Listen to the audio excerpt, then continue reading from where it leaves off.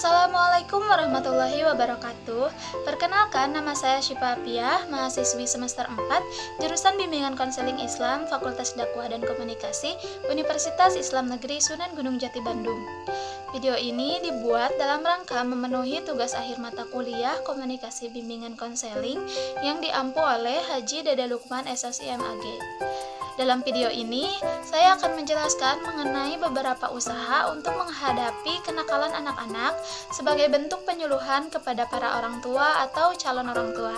Tanpa menunggu lebih lama lagi, mari kita langsung ke pembahasannya. Kenakalan anak-anak baik dipandang sebagai perbuatan tidak baik, perbuatan dosa, maupun sebagai manifestasi dari rasa tidak puas dan kegelisahan, merupakan perbuatan-perbuatan yang dapat mengganggu ketenangan dan kepentingan orang lain, bahkan diri sendiri. Untuk mengembalikan anak-anak yang nakal pada budi pekerti yang baik, tidaklah mungkin dengan memberikannya hukuman seperti penjara, dipukul, disiksa, dan sebagainya.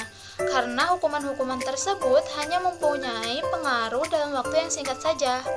Memang hukuman-hukuman ini dapat menghentikan atau menahan kelakuan-kelakuan terlarang anak. Akan tetapi setelah itu, ia akan kembali pada kelakuan-kelakuan yang tidak baik jika ketegangan perasaannya tidak diselesaikan. Untuk menghindarkan anak-anak dari kenakalan dan kegelisahan ini, ada usaha-usaha preventif yang dapat dilakukan para orang tua dan calon orang tua. Yang pertama, pendidikan agama. Pendidikan agama harus dimulai dari rumah tangga sejak si anak masih kecil. Pendidikan agama tidak hanya berarti memberikan pelajaran pengetahuan agama kepada anak yang belum tentu mengerti dan menangkap pengertian-pengertian yang abstrak.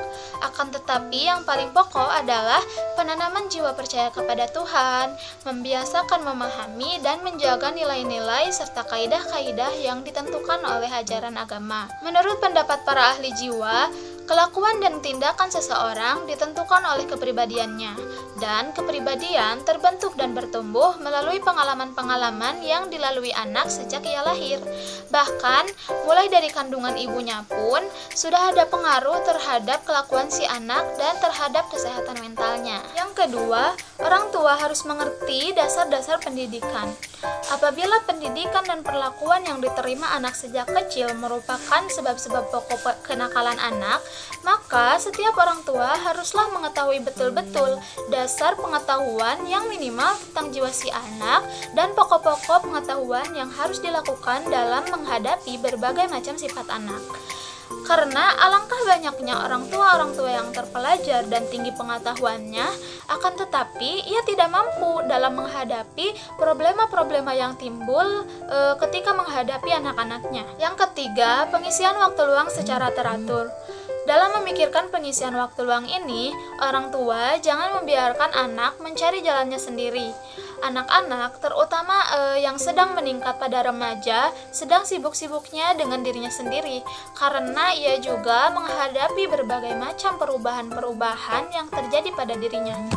Apabila anak-anak tidak mampu meluangkan waktunya dengan baik, mungkin mereka akan tenggelam dalam memikirkan diri sendiri. Yang keempat, membentuk markas-markas penyuluhan dan bimbingan. Di antara anak-anak yang nakal itu ada yang membutuhkan perawatan jiwa dan bimbingan khusus.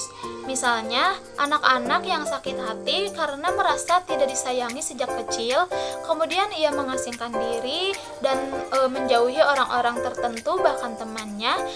Mereka itu membutuhkan orang lain untuk berbagi cerita.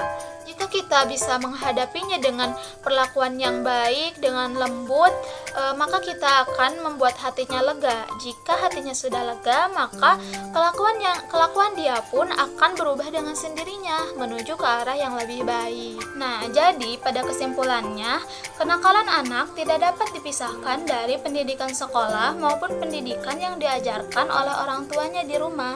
Jadi, sebagai orang tua, kita harus cerdas dalam memilih sekolah, dalam memberikan ajaran kepada anak, karena orang tua yang cerdas akan menghasilkan anak yang berkualitas.